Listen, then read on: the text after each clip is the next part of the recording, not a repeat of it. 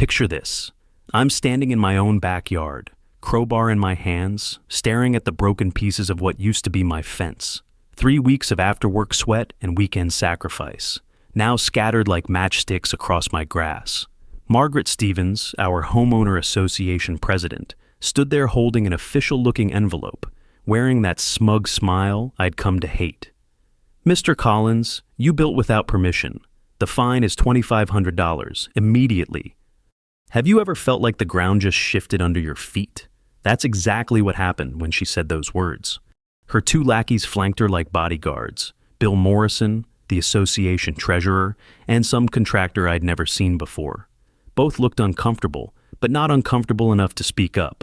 The smell of fresh cut wood and paint still hung in the air from my ruined project. "Hold on," I said, my voice steadier than I felt. I followed every rule in the book. I measured twice, built exactly 6 feet high, used approved materials. Margaret's laugh cut through the autumn air like a blade. "Oh, Jack, sweet naive Jack." She pulled out a folded document. "According to our meeting minutes from the 15th, any fence exceeding 4 feet requires special approval. Your fence is clearly 6 feet. The violation is obvious." The 15th. I knew exactly where I was on the 15th, pulling a double shift at the fire station. My partner Rodriguez had called in sick, and I'd covered his shift. No way I could have been at any association meeting. "That's impossible," I said. "I was working that night. I have records." "Prove it." Her eyes glittered with malice. "Because I have signed minutes right here. Unanimous vote. No exceptions." My wife Sue's voice carried from the kitchen window. "Jack, get in here now." The panic in her tone made my stomach clench. I'd heard that exact sound before, when the doctor called about her mother's cancer, when our son Danny got arrested for that bar fight in college. I looked back at Margaret. "This isn't over." "Oh, but it is. You have until tomorrow morning to pay, or we file a lien against your property. Have a blessed day, Jack." They walked away like they owned the world. Maybe they did. Inside, Sue was pacing our kitchen, wringing her hands. 23 years of marriage, and I'd never seen her this rattled. "They say they'll take the house, Jack." They actually said they'd take our house over a fence. I pulled her close, feeling her heart hammering against my chest. "Nobody's taking anything, sweetheart. This is America, not some banana republic." But even as I said it, doubt crept in like smoke under a door. Margaret Stevens had been association president for 5 years. In that time, she'd fined the Hendersons for their garden gnomes, forced the Williamses to repaint their mailbox 3 times, and somehow got old Pete Brennan evicted from a house he'd owned for 30 years. Seed, meeting, minutes.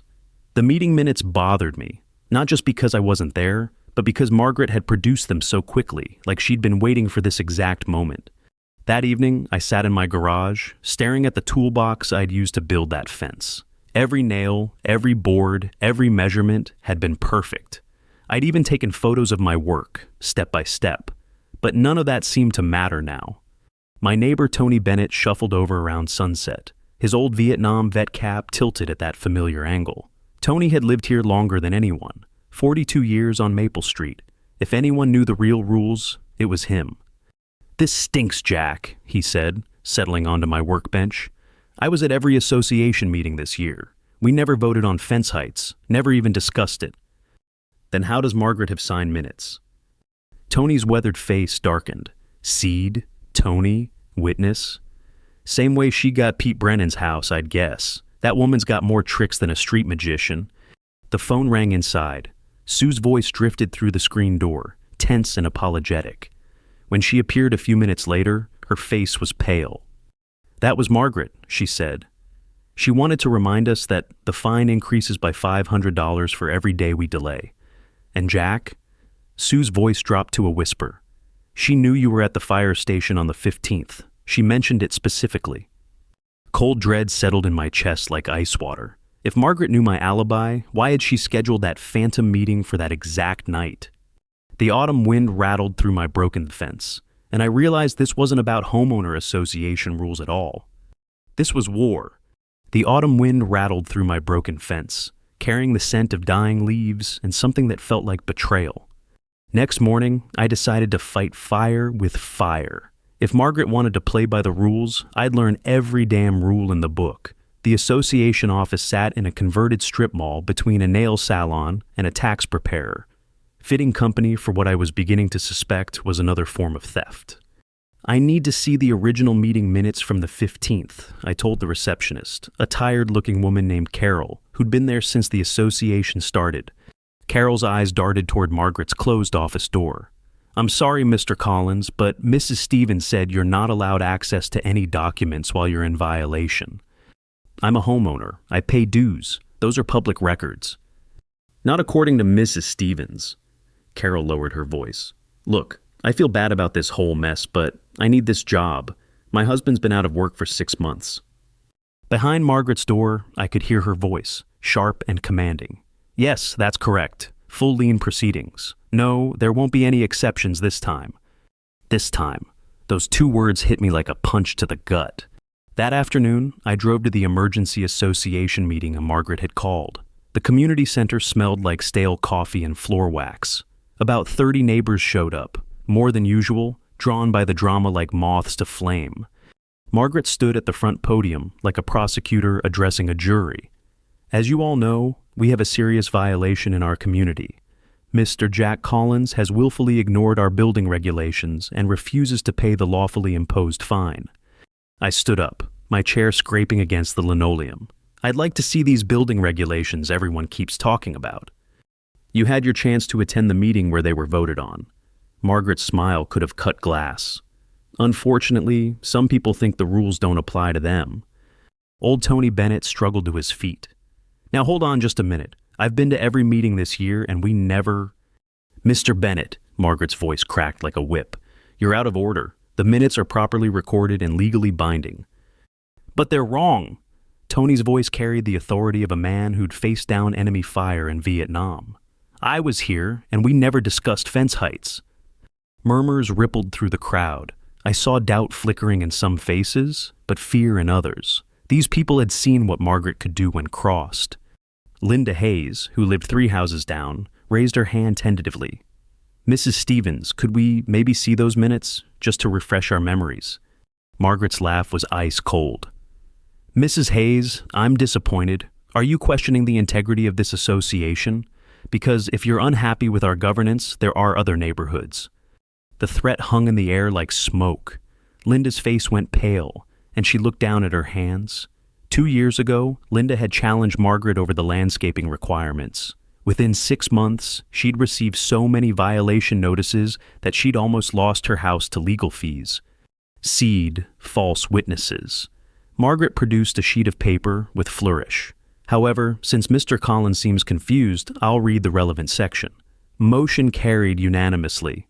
All fence structures exceeding 4 feet in height require special approval from the Architectural Committee. Signed by all board members present. I studied the faces around the room. Half these people had been at Margaret's supposed meeting, yet none of them remembered voting on fence heights. But they were too scared to speak up. Margaret had trained them well. I want to see the signatures, I said. Are you suggesting I forged official documents? Margaret's voice rose with practiced indignation.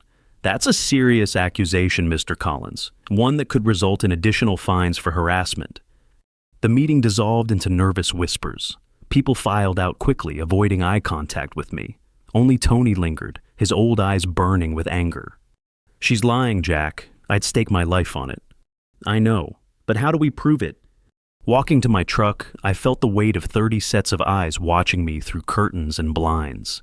These people had been my neighbors for 8 years. We'd shared barbecues, helped each other move furniture, traded Christmas cookies. Now they looked at me like I was carrying some contagious disease. At home, Sue met me at the door with a manila envelope. This came by courier an hour ago. Inside was a formal notice. Final demand, payment due, $3,000. Additional penalties accrue daily. Failure to comply will result in immediate lien proceedings and potential foreclosure. $3,000 now. The interest was accumulating faster than weeds after rain. Sue's hands shook as she read over my shoulder.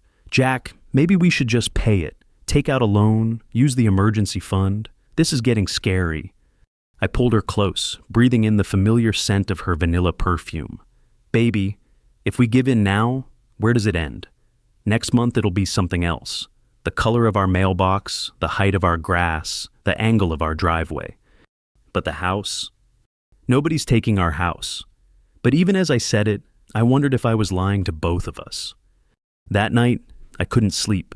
I kept thinking about Carol at the association office, how her eyes had darted to Margaret's door, how she'd mentioned her unemployed husband, how Margaret seemed to know exactly which pressure points to push with everyone. And those meeting minutes, produced so quickly, so conveniently.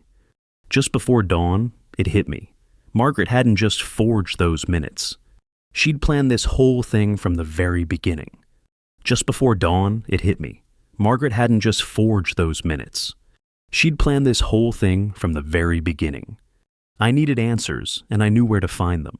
Murphy's Tavern on 5th Street had been serving this town since 1962, and its bartender Danny Clark had been pouring drinks there for the past 6 years. More importantly, Danny worked part-time as a clerk at the municipal office. If anyone knew the dirty secrets of local bureaucracy, it was him. The tavern smelled like stale beer and fried onions, with that underlying mustiness that comes from decades of cigarette smoke soaked into wood paneling. Danny was wiping down glasses behind the bar, his young face serious beyond his 28 years. "Jack Collins," he said, setting down a beer without being asked. "Heard you're having trouble with the association." Word travels fast in a small town. I took a sip, tasting the bitterness that seemed to match my mood perfectly.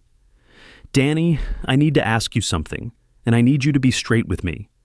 He glanced around the nearly empty bar, then leaned forward. "What's on your mind?" "You work at the municipal office. You see all the paperwork that comes through. Has Margaret Stevens filed any requests for rule changes with the city? Any zoning modifications, building code amendments, anything like that?" Danny's face darkened. "That's the thing, Jack.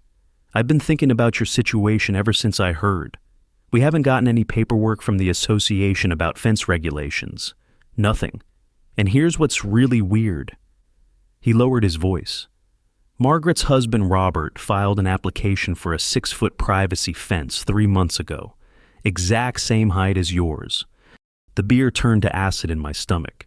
"Same height? Same height, same materials. Hell, probably the same contractor for all I know." Danny pulled out his phone, showing me a photo of a document. "I shouldn't be showing you this, but look at the address." Robert Stevens lived 4 blocks away on Oak Street, and according to the permit application, his fence was already built and approved. So, the president of the association builds the exact same fence I did, gets city approval, but somehow I'm the criminal? "It gets better," Danny said grimly. "Guess who signed off on Robert's application as an association representative, confirming it met all community standards?" I didn't need to guess. The signature at the bottom read, "Margaret Stevens, HOA President." Have you ever felt like you're in one of those dreams where you're falling, but you never hit the bottom? That's exactly what this felt like. An endless descent into someone else's carefully crafted nightmare. "Danny, there's something else. Margaret mentioned having a sister in the next county over. You know anything about that?" His face went pale. "Melissa Stevens, lives over in Millfield County. And Jack..." He paused, checking the bar again. "She built the exact same fence 6 months ago. I processed her permits too. The pieces were falling together like a jigsaw puzzle designed by the devil himself. 2 sisters, 2 identical fences, 2 different sets of rules depending on which side of the family you were on. I need to see those permits." "I can't, man. That would cost me my job." I understood. In a town this size, jobs like Danny's were precious. But desperation makes you do things you never thought you'd do. What if I told you Margaret's planning to come after you next? Think about it. Young guy, works 2 jobs, probably has student loans. You're exactly the kind of target she loves. Danny's hand tightened on the bar towel. "What do you mean?" "How long before she decides your car is parked wrong in your driveway? Or your lawn isn't green enough? Or you played music too loud one evening?" I leaned forward. "She's not going to stop with me, Danny. People like Margaret never stop." The silence stretched between us, filled only by the hum of the beer coolers and the distant sound of traffic. Danny was wrestling with something, and I could see the exact moment he made his decision. Meet me at the office tomorrow morning at 7, before my supervisor gets in. 5 minutes, that's all I can give you. I was about to thank him when my phone buzzed. Text message from an unknown number. Stop digging or you'll regret it. Some things are better left buried. Danny saw my face change. What is it? I showed him the message. His face went white. Jesus, Jack, she's watching you. The tavern suddenly felt smaller, the shadows deeper. I looked around at the handful of other patrons. A construction worker nursing a whiskey, 2 old-timers playing pool, a woman in a business suit checking her phone. Any one of them could be Margaret's eyes and ears. I should go, I said, leaving money on the bar. Jack, Danny called softly. Be careful, really careful. Margaret Stevens isn't just some power-hungry neighbor, she's something else entirely. Walking to my truck, I felt eyes on me from every direction. The streetlights seemed dimmer, the shadows longer. My phone buzzed again. This time it was Sue. Where are you? There's someone in our backyard. I gunned the engine, tires squealing against asphalt. The 10-minute drive home felt like an hour. Every red light was a trap, every dark car a potential threat. When I pulled into my driveway, Sue was waiting by the front door, clutching a flashlight like a weapon. They're gone now, she whispered. But I saw someone by the fence, or what's left of it. They had a flashlight, taking pictures. I walked to the backyard, Sue close behind me. Fresh footprints pressed into the soft earth near my destroyed fence. Size 10 boots, deep treads, professional work boots. But it was what I found next that made my blood run cold. Attached to one of the remaining fence posts was a small piece of paper, held by a single thumbtack. In neat handwriting it read, "Some fences are meant to stay down. Stop building bridges you can't cross." That night, I barely slept. Every sound made me reach for the baseball bat I'd moved to beside the bed. Sue tossed and turned, whimpering in her dreams. At 3 a.m., our phone rang. I grabbed it, expecting Margaret's voice. Instead, I heard Danny Clark, and he sounded terrified. Jack, they fired me. They actually fired me. Danny's voice cracked through the phone like he'd been running. In the background, I could hear traffic and what sounded like wind. Slow down, I said, sitting up in bed. Sue stirred beside me, her eyes wide with worry. What happened? I got to work this morning, and my supervisor was waiting with security. Said there had been complaints about me accessing confidential files. They escorted me out like I was some kind of criminal. His breathing was ragged. Jack, I never even got the chance to show you those permits. Someone knew. Someone told them. The cold reality hit me like a sledgehammer. Margaret hadn't just been watching me. She'd been watching everyone who might help me. How many people in this town were reporting back to her? Where are you now? Parking lot behind the Walmart. I didn't know where else to go. Danny's voice dropped to a whisper. My supervisor mentioned your name specifically. Said you'd been asking me questions about association business. Sue grabbed my arm, her fingers digging into my skin. We both understood what this meant. Margaret wasn't just playing defense anymore. She was going on the attack, taking out my allies one by one. Danny, listen to me. This isn't your fault, but you need to be smart about this. Don't go home tonight. Stay with friends, family, anyone. And don't talk to anyone about what you know. It's too late, Jack. I already talked. My stomach dropped. What do you mean? Before they fired me, I tried to save my job. I told them everything. About the permits, about Margaret's husband's fence, about her sister. I thought if I came clean, maybe they'd understand. He laughed bitterly. I was such an idiot. The line went quiet except for the sound of Danny's ragged breathing. I closed my eyes, feeling the net tightening around both of us. Danny, the permits you mentioned, do you remember any details, anything that might help? The sister's fence was approved 6 months ago. Same specifications as yours, same contractor. But here's the weird part. The application was filed by Margaret, not Melissa. She signed as the applicant's representative. Bingo. Margaret had been running this scam for months, maybe years, using her sister as a front, learning the system, preparing for bigger targets. After I hung up, Sue and I sat in the dark kitchen, both of us too wired to sleep. The coffee maker gurgled in the corner, filling the silence with something almost normal. She's destroying people's lives, Sue whispered. That young man had 2 jobs, and now he's a casualty of war. I reached across the table, taking her hand. The question is, what are we going to do about it? The next morning brought another envelope, this one hand-delivered by a process server who looked like he'd rather be anywhere else. Inside was a formal notice. Demand for payment, final notice. Amount due, $3,500. Failure to pay within 48 hours will result in immediate legal action and property lien. $3,500 now. The number kept climbing like a fever that wouldn't break. But it was the second document that really got my attention. A formal complaint filed with the city, claiming I was operating an unlicensed construction business out of my home. The evidence? Photos of my fence construction, taken from my own backyard. Those photos from last night. Someone had been documenting my work, building a case against me piece by piece. I called my cousin Mac, Sheriff Mac Collins of the county police. We'd grown up together, played high school football together, stood up at each other's weddings. If anyone would listen to me, it was Mac. "Jack, I've been expecting your call," he said, his voice carefully neutral. "Heard you've been having some trouble with the homeowner association."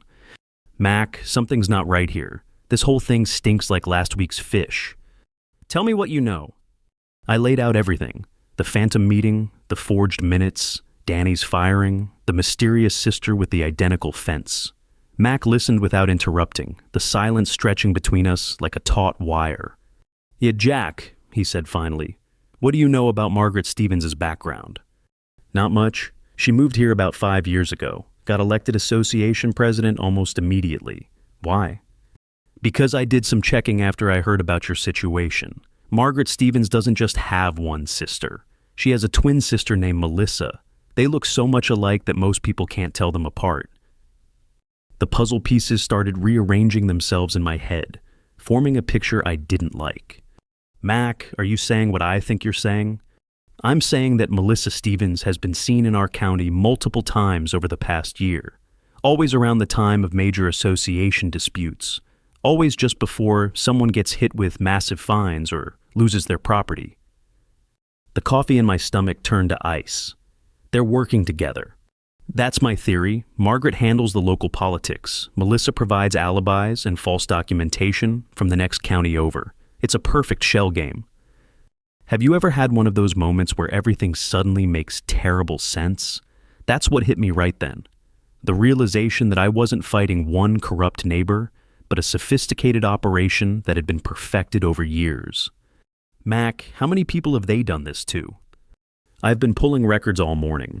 In the past 2 years, 62 families in your association have faced major fines or liens. Of those, 11 have lost their homes to foreclosure." His voice hardened. "Jack, this isn't just about your fence. This is organized theft, and your association has been the collection agency." The room seemed to spin around me. 62 families, 11 homes stolen, and I was just the latest mark in their assembly line of destruction. "What can you do about it?" "Officially, not much. They're technically operating within the law, even if they're manipulating it. But Jack," Mac paused, "what if I told you that Melissa Stevens is wanted in 3 other counties for association fraud, and that Margaret might not be her real name?" The phone felt heavy in my hand. "What do you need from me?" "Evidence, real evidence, the kind that holds up in the court." Mac's voice dropped to almost a whisper. "And Jack, be very careful. These women don't just steal money, they destroy lives, and they're very, very good at it." After I hung up, I sat staring at the formal complaints on my kitchen table. 48 hours to pay $3,500, or lose everything Sue and I had built together. But now I knew the truth. Margaret and Melissa Stevens weren't just criminals. They were predators, and I was about to become their biggest mistake. But first, I had to survive the next 48 hours. That afternoon, I drove to Margaret's house on Elm Street, not to confront her. That would have been suicide. I wanted to see how the other half lived, to understand what I was really fighting against. Her house was a monument to suburban perfection.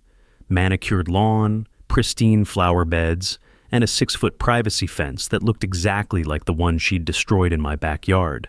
The irony would have been funny if it weren't so infuriating. But it was the car in the driveway that stopped me cold. 2 identical silver Honda Accords, parked side by side like matching bookends. Same model, same year, probably bought at the same time. I pulled out my phone and snapped a photo, my hands shaking with adrenaline. "Excuse me, are you lost?" I spun around to find Margaret standing behind me, wearing gardening gloves and a smile that could freeze hell. She must have come from the backyard, but I hadn't heard her approach. How long had she been watching me? "Just admiring the neighborhood," I said, forcing my voice to stay level. "Beautiful fence you have there." Her eyes glittered with malice. "Yes, we got proper permits for ours. It's amazing what following the rules can accomplish." "I'm sure it is." I gestured toward the two cars. "Company?" "My sister's visiting from out of town. Family's so important, don't you think?" Margaret stepped closer, and I caught the scent of expensive perfume, mixed with something that smelled like garden chemicals. "Mr. Collins, I heard about your friend Danny losing his job. Such a shame when people get involved in things that don't concern them." The threat was clear as crystal. "Help me, and you'll suffer the same fate." "Accidents happen," I said. "Oh, they certainly do." Margaret's smile widened. "Speaking of accidents, I hope you're being careful. This neighborhood can be so dangerous for people who don't know where they're going." I was about to respond when the front door opened, and a woman stepped out. For a moment, I thought I was seeing double. She looked exactly like Margaret. Same blonde hair, same build, same cold eyes. But this had to be Melissa, the twin sister Mac had told me about. "Margaret, is everything all right?"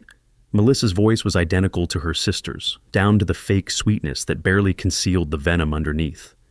"Everything's fine, dear. Mr. Collins was just leaving." I looked between the two women, memorizing every detail. They weren't just similar. They were mirror images, right down to the way they stood with their hands on their hips. How many times had they switched places? How many meetings had Margaret attended when it was really Melissa? "Have a blessed day, Mr. Collins," they said in unison, their voices creating an eerie harmony. I drove away feeling like I'd just visited the set of a horror movie. Two women, identical in every way, working together to destroy lives with the precision of a Swiss watch. That evening, I met Mac at Denny's on the edge of town. He'd chosen the location carefully, far from Margaret's network of informants, with clear sight lines to the parking lot. My cousin had always been paranoid about security, but now I understood why. "I've got news," he said, sliding a manila folder across the table, "and you're not going to like it." Inside were police reports from 3 different counties: Margaret Stevens, a.k.a. Margaret Hoffman, a.k.a. Margaret Walsh; Melissa Stevens, a.k.a. Melissa Hoffman, a.k.a. Melissa Walsh. A trail of association fraud stretching back 7 years, with dozens of victims and millions of dollars in stolen property. They're professionals, Jack. They target small communities with weak oversight, infiltrate the homeowner associations, and then systematically loot the neighborhoods. Your association is just their latest hunting ground. I studied the photographs. The sisters looked younger in the earlier shots, but the cold calculation in their eyes was unmistakable. They'd been perfecting this scheme for years. How do they get away with it? Simple. They target people who can't fight back. Elderly residents, single mothers, folks living paycheck to paycheck. Anyone who might have the resources to resist gets scared off before they can organize. Mac pointed to a report from Ohio. "Look at this case. They drove a Vietnam veteran to suicide rather than face foreclosure. The food on my plate turned to cardboard. These weren't just thieves. They were killers, using the legal system as their weapon of choice." "Mac, what about the permits Danny mentioned? The ones showing Margaret approved her husband's identical fence?" "Already looked into it. Robert Stevens doesn't exist. The permits were filed under a fake identity, using forged documents." Mac's jaw tightened. "Even the marriage license is fraudulent. Margaret is married to herself, legally speaking." The scope of the deception was staggering. Fake husband, fake permits, fake meeting minutes. Margaret and Melissa had created an entire alternate reality to support their crimes. "There's more," Mac continued. "I talked to a detective in Cleveland who's been tracking them. The sisters have a pattern. They never stay in one place longer than 3 years, and they always leave behind at least one major victim, someone they totally destroy as a warning to others." "Like what happened to old Pete Brennan." "Exactly. Pete was their masterpiece here. Lived in his house for 30 years, never missed a payment, never caused trouble. But he owned 2 acres of prime real estate that the sisters wanted to flip. Mac's voice dropped to a whisper. They drove him out with 18 months of harassment, then bought his property at auction for 30 cents on the dollar. I thought about Pete, now living in a 1-bedroom apartment across town, his health broken by the stress of fighting the association. I'd visited him once after he lost the house. He'd aged 10 years and 6 months, and the fire in his eyes had been replaced by something that looked like defeat. Mac, they're planning to do the same thing to me, aren't they? Probably. You've got a corner lot, mature trees, close to the good school district. In this market, your property's worth at least $400,000. They could probably flip it for $6. The math was simple and terrifying. For the cost of a few forged documents and some legal fees, Margaret and Melissa could steal my life's work and make a $250,000 profit. So what do? Mac reached into his jacket and pulled out a small digital recorder. We get them to confess, and I know exactly how we're going to do it. What he told me next made my blood run cold, but it was the only chance we had. The sisters have a weakness, Jack. They're arrogant. They've been getting away with this for so long that they think they're untouchable. Mac leaned forward. Tomorrow night, you're going to offer Margaret a deal.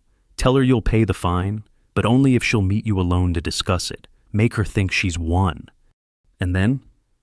Then we spring the trap, because Margaret Stevens is about to make the biggest mistake of her career. She was about to trust the wrong neighbor. The next evening, I called Margaret from my kitchen phone, my hands sweating as I dialed her number. Sue sat across from me, her face pale but determined. We both knew this was our last shot. Mrs. Stevens, this is Jack Collins. I need to talk. Mr. Collins. Her voice dripped with false sympathy. I assume you're calling about your payment deadline.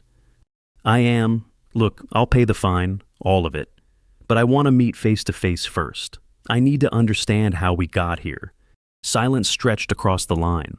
I could practically hear the gears turning in her head, calculating angles and advantages. How refreshing, a reasonable conversation. Margaret's tone shifted to pure satisfaction. Very well. Tomorrow evening, 7 o'clock. The community center. Come alone. Alone, I repeated, glancing at Mac, who was listening on the extension in our bedroom. Just you and me. Just you and me, Mr. Collins. I think we'll have a very productive discussion. After I hung up, Mac emerged from the bedroom, shaking his head. She's too eager. Something's wrong. What do you mean? Think about it. She's been playing this game for 7 years, and suddenly she agrees to meet alone with a desperate man who's got nothing left to lose?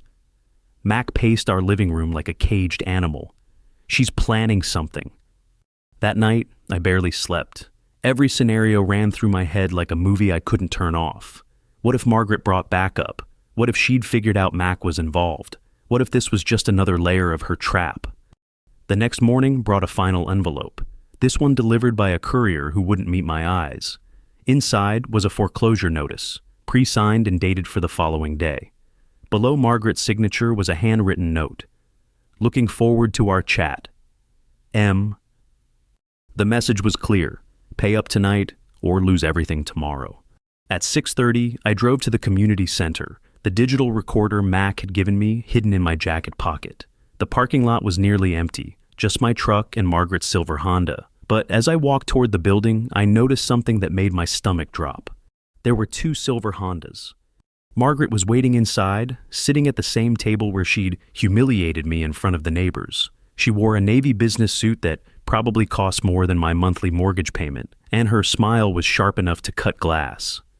Mr. Collins, so punctual. I do appreciate that in a man. I sat down across from her, noting how she'd positioned herself between me and the exit. Let's get this over with. I'll pay the $3,500, but I want a signed agreement that there won't be any more harassment. Harassment? Margaret laughed, a sound like ice cracking.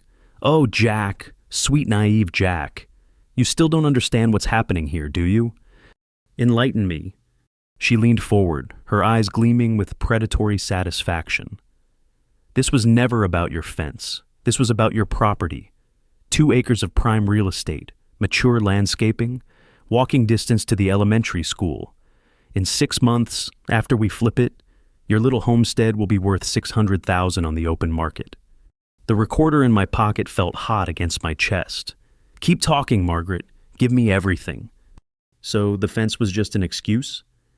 The fence was perfect. Gave us legal grounds to start the process. But honestly, if it hadn't been the fence, it would have been something else. Your mailbox, your driveway, the color of your shutters. We always find something. Margaret's mask was completely off now, revealing the calculating predator underneath. Do you know how many properties Melissa and I have acquired using this exact method? Tell me. 47 across 6 states, nearly $12 million in assets, and we've never spent a day in jail. She pulled out her phone, showing me photos of houses, dozens of them. Each one represents a family we've displaced, a life we've destroyed, and the beautiful part is, it's all completely legal. My hands clenched into fists under the table. Legal theft. The best kind. We've perfected the art of using the system against itself. Homeowner associations are wonderful tools when you know how to manipulate them. Margaret scrolled through more photos. See this one in Ohio? Belonged to an elderly couple who'd lived there 40 years. We had them out in 8 months. This one in Pennsylvania, single mother with 3 kids. She tried to fight us in court and lost everything, including custody. Have you ever wanted to reach across a table and strangle someone with your bare hands? That's exactly how I felt, listening to Margaret catalog her victims like trophies. And Danny Clark, the kid who lost his job? Collateral damage. He was asking too many questions, getting too close to information he shouldn't have had access to. We couldn't risk exposure. Margaret's smile widened. Don't worry, though. His unemployment will run out soon enough, and then we'll offer him a job. Amazing how grateful people become when you control their livelihood. The pieces were all falling into place. Margaret and Melissa didn't just steal property. They recruited broken victims to help with future schemes. A network of desperate people with nothing left to lose. What about your sister? How does that work exactly? Melissa handles the documentation side. Forged permits, fake meeting minutes, false witness statements. She's quite talented with computers. Margaret glanced toward the door. In fact, she should be joining us shortly. As if on cue, the door opened and Melissa walked in. Up close, the resemblance was even more unsettling. They moved in perfect synchronization, like 2 parts of the same twisted machine.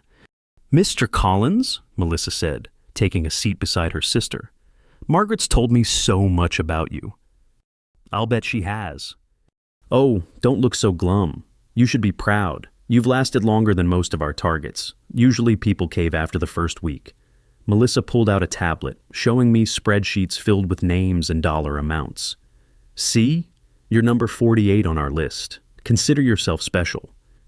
"What happens after I pay?" The sisters exchanged a look that made my blood run cold. "Oh, sweet Jack," Margaret said. "You're not paying. You can't pay. The fine is now $50,000. $50,000? That's impossible." Interest and penalties accumulated daily, plus legal fees, processing fees, and emotional damages for the harassment you've put us through. Melissa's fingers danced across her tablet. "Actually, it's closer to $60,000 now. Compound interest is a beautiful thing." The trap was complete. They'd never intended to take my money. They'd wanted my property from the beginning. The escalating fines were just theater, designed to make foreclosure look legitimate. "You're insane if you think anyone will believe this." "Believe what?" Margaret's voice was pure innocence. "That a disgruntled homeowner refused to pay legitimate association fines and lost his property through legal foreclosure happens every day in America." Melissa nodded. "The beauty of our system is that everything appears completely normal. Stressed homeowner, financial difficulties, legal process followed to the letter. Who's going to question it?" I thought about Mac, listening to every word through the wire he'd helped me set up. About the recording device capturing every confession, every casual admission of fraud. About the trap we'd laid for 2 predators who thought they were untouchable. "Just one more question," I said, my voice steady despite the fury burning in my chest. "How do you sleep at night?" Margaret and Melissa looked at each other and laughed, the same cold, heartless sound echoing off the empty walls. "On Egyptian cotton sheets," Margaret said, "in houses we bought with other people's money." That's when I smiled for the first time in weeks, because Margaret Stevens had just made the biggest mistake of her criminal career. She'd confessed everything to a room full of cops. The community center's back doors burst open like thunder, and suddenly the room was filled with sheriff's deputies in the tactical gear. Mac appeared first, his service weapon drawn, followed by 4 other officers I didn't recognize. "Margaret Stevens, Melissa Stevens, you're under arrest for conspiracy to commit fraud, identity theft, and racketeering." The sisters' faces went from smug satisfaction to pure terror in the span of a heartbeat. Margaret tried to bolt for the side exit, but Deputy Rodriguez was already there, blocking her path. Melissa made a grab for her tablet, probably trying to delete the evidence, but Mac was faster. "Don't even think about it," he said, taking the device from her hands. "Everything you just said is recorded, documented, and admissible in court." I stood up slowly, pulling the recording device from my jacket pocket. "Every word, ladies. 47 properties, $12 million, 6 states worth of fraud. You were very thorough." Margaret's face twisted with rage. "You son of a bitch! You set us up!" "Actually, you set yourselves up. I just gave you enough rope." I looked around the room at the deputies handcuffing the sisters.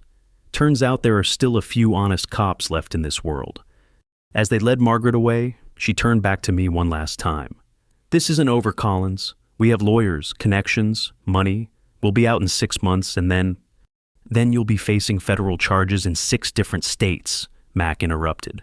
"The FBI has been building a case against you for 2 years. Jack's recording just gave them everything they needed to make it stick." The sisters were loaded into separate patrol cars, their identical faces pressed against the windows like trapped animals. As the cars pulled away, I felt something I hadn't experienced in weeks, the ability to breathe freely. But the victory came with a price I hadn't expected. 3 weeks later, I was in my backyard, finally rebuilding the fence that had started this whole nightmare. The lumber smelled like fresh pine, and the October sun felt warm on my shoulders. Normal life was slowly returning to Maple Street.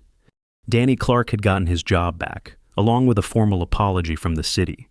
The association had elected new leadership, and most of the fraudulent fines had been reversed. Pete Brennan was even able to get his house back at a fraction of what the sisters had sold it for. But Sue was different now, quieter, more anxious. "I keep thinking they'll come back," she said one evening, watching me work on the fence. "What if they make bail? What if they have friends we don't know about?" I set down my hammer and pulled her close. "They're not coming back, sweetheart. Max says they're looking at 15 to 20 years federal time, and even if they did..." I gestured toward the new security system I'd installed. "We're ready for them." The truth was, I was different too. The stress had aged me, carved lines in my face that hadn't been there before. I'd won the war, but I'd lost something in the process. That sense of security that comes from believing your neighbors are basically good people. Tony Bennett shuffled over around sunset, carrying 2 beers and wearing his usual Vietnam vet cap. "Hell of a thing, Jack. Hell of a thing." Yeah, it was. "You know what I keep thinking about?" Tony settled onto my workbench, his weathered hand steady around his beer bottle. "How many other Margaret Stevenses are out there? How many neighborhoods they're targeting right now?" It was a sobering thought. The sisters had been operating for 7 years, but they couldn't have been the only ones. Somewhere else, in some other small town, another family was probably getting their first violation notice from a homeowner association that seemed just a little too eager to collect fines. "What would you do differently?" I asked. "If you had to do it again?" Tony was quiet for a long moment, watching the sun sink behind the trees. "I'd trust my gut sooner, fight back faster, and I sure as hell wouldn't try to handle it alone." That night, I got a call from Mac. The sisters had been denied bail and were being held pending trial. The FBI had connected them to association fraud in 12 states, with potential damages exceeding $30 million. "Jack, there's something else," Mac said. "The feds want to interview you about starting a task force. Apparently, this kind of association fraud is more common than anyone realized." "A task force?" "Yeah. Help other victims, train local law enforcement, maybe prevent this from happening to other families." Mac paused. "It would mean travel, testimony, probably some media attention. You interested?" I looked out my kitchen window at the fence I was rebuilding, at the neighborhood where I'd lived peacefully for 8 years before Margaret Stevens turned it into a battlefield. Somewhere out there, other families were fighting the same fight I'd just won. "Yeah," I said, "I'm interested." Sue appeared beside me, slipping her hand into mine. She'd been listening to the conversation, and I could see the old determination returning to her eyes. "We're both interested," she corrected. 6 months later, I was standing in a community center in Iowa, addressing a room full of homeowners who were facing their own Margaret Stevens. The woman leading their association fraud looked different. Brunette instead of blonde, younger, more polished. But the predatory gleam in her eyes was exactly the same. "The most important thing to remember," I told the audience, "is that you're not alone. These people count on isolation, on making you feel like you're the only one fighting back. But when neighbors stand together, when we refuse to be intimidated."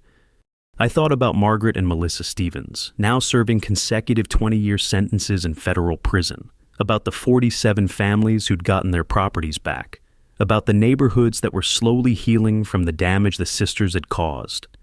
When we stand together, we win. The applause was warm and genuine, but what meant more were the individual conversations afterward. The elderly man whose association was trying to foreclose on his late wife's garden, the young mother facing fines for her children's sidewalk chalk art, the veteran being harassed for flying an American flag. Each story was different, but the pattern was always the same. Predators using the law as a weapon, targeting the vulnerable, counting on fear and isolation to protect their schemes. As I drove home from Iowa that evening, I thought about my fence, finally completed, exactly 6 feet high, built to every code and regulation.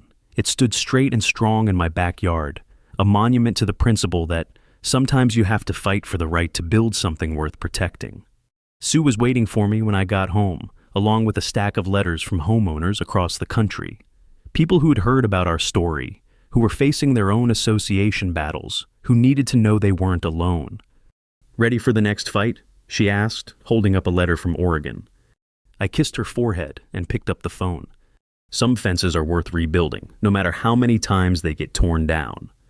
And some fights are worth having, even when the odds seem impossible, especially when your neighbors are counting on you to win. If you've made it this far, you know what real community looks like. It's not about perfectly manicured lawns or identical mailboxes. It's about people who'll stand up for each other when the predators come calling. Drop a comment if you've ever faced down a bully who thought they could use the system against you. And remember, when neighbors stand together, we always win.